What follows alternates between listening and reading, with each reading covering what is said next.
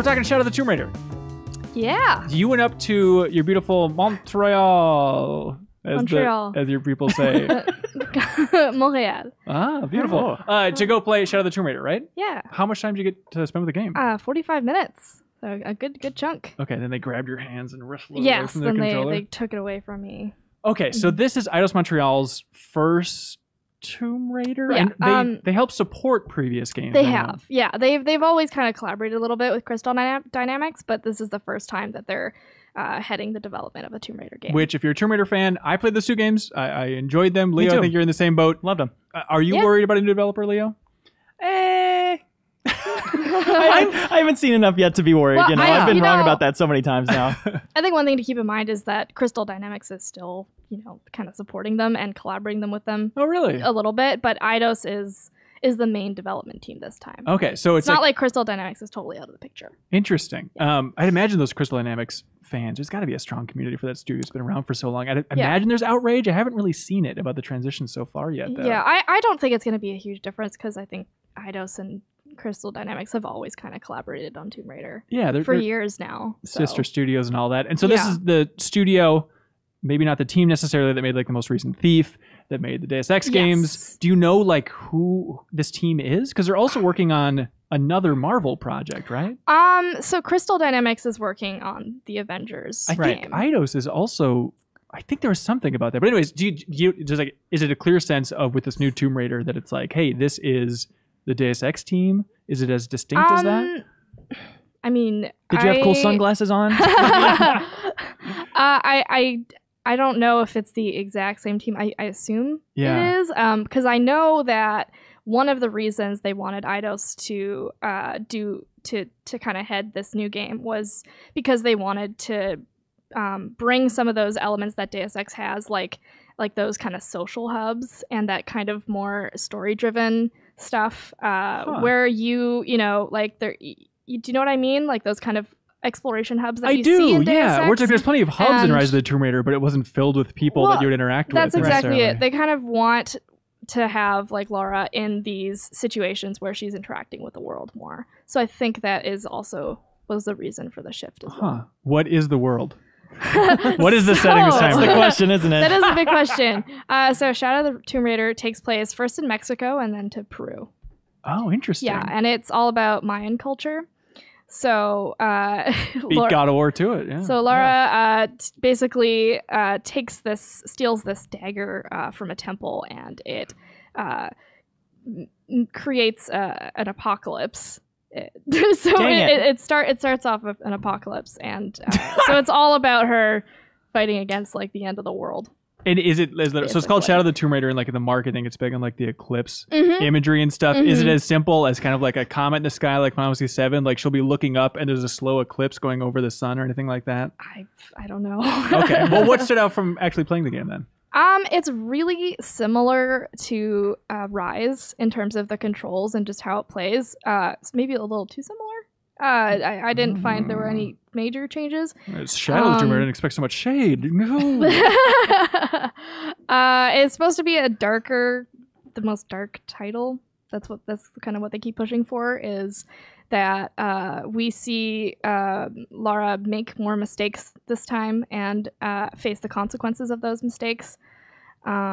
She deals with a lot of guilt for starting this apocalypse. And so there's a lot more character development, which I'm excited for. Yeah. And the way it plays, I mean, Trinity is still around. There's basically the same villains as, the past prior games. And I think what were some major changes I saw? It has more of a stealth focus, right? It does have more of a stealth focus. Really? They were saying that they built every environment with stealth in mind.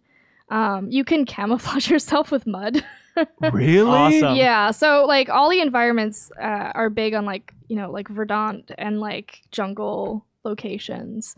So Leo, how do you feel about South America and Mexico and kind of just that jungle environment? Not as actual real places on the globe, but in terms of exploration. Because there's a part of me, and I don't want to be the cynic this episode, but part of me that watched that trailer and it's like, that seems like Tomb Raider 101. It seems a little bit like, the first game or the first rebooted game, it was also kind of jungle-ish, but a more interesting environment. And seeing that, it's like, this looks like Uncharted 1 type stuff again. Right. Yeah. Well, I think what they're trying to do here is they're trying to make her seem more like primal or like feral, I guess. I think that's what they were telling me. She loves mud now. She is she is turning into what they say, like she's turning into the Tomb Raider. So this is her origin story, right? And this is the final chapter of her origins. That's what they call it. They say final chapter, really? Mm-hmm. The end of the beginning, right? The end of the beginning. Right. Well, where can she go? Like they've been building that for so long. Like this is how she becomes the Tomb Raider, and it's like one more game of it. Just one World Raider. Right. So the first game is, she's an inexperienced student, and then the second game, you see her with more confidence, and now it's like, well, what is she going to do with all these skills and these things that she mastered? So that's really what it's about. Okay. That's an interesting idea. Yeah. She does have a rope now, which she can use kind of like Nathan Drake in Uncharted 4. Did you get to use that in your time with it? I did. I liked that. Wait a minute. There wasn't a grappling thing in Rise of the Tomb Raider? There was a rope that you could use to grapple things. But this time it's more like part of the climbing mechanics. So you can swing to gain momentum. You can rappel down, stuff like that. The dark approach is interesting too. The idea of like, oh no, we're bringing her darker than she's ever been. We're going to DCify her. You're not going to believe how dark and twisted this gets. The gritty reboot. I feel like we have a lot of that, and that kind of, I don't know if that makes me all that interested, but you have to have an angle, if they're going for Shadow of the Tomb Raider, sure, it's a direction. I do like the idea that she's going to be facing her own consequences of like her actions, and that she'll have more guilt and stuff. And I really just want to learn more about Lara and see her as a human more. Yeah. Yeah. And forget like going to the therapist's office, like that first trailer for Rise of the Tomb Raider. Right. The way you learn about a character is have them cause the apocalypse and then how work backwards from there. One interesting thing they said to me was there will not be any co-op this time around. Interesting. Yeah. No multiplayer online whatsoever? co-op. They did not say that. Just no co-op. Because I think it did not go very well in Rise. There were a fair amount of complaints around it. I never even tried it, I don't think. I had fun with it. Obviously there's been no hits at like that survival mode coming back, right? I like that survival mode a lot. Which one was that? How'd that work? It was like you had to deal with cold and eating. That was cool, yeah. And it was fun. Yeah, it was all like randomly generated. Yeah. It was cool. Neat. Sweet. I'd imagine they would get out of the gate with that. It seems a smart way. They can't like roll that in slowly over time again. They said they're ditching co-op this time around. Okay, interesting. So you're feeling optimistic about it, or how are you feeling overall?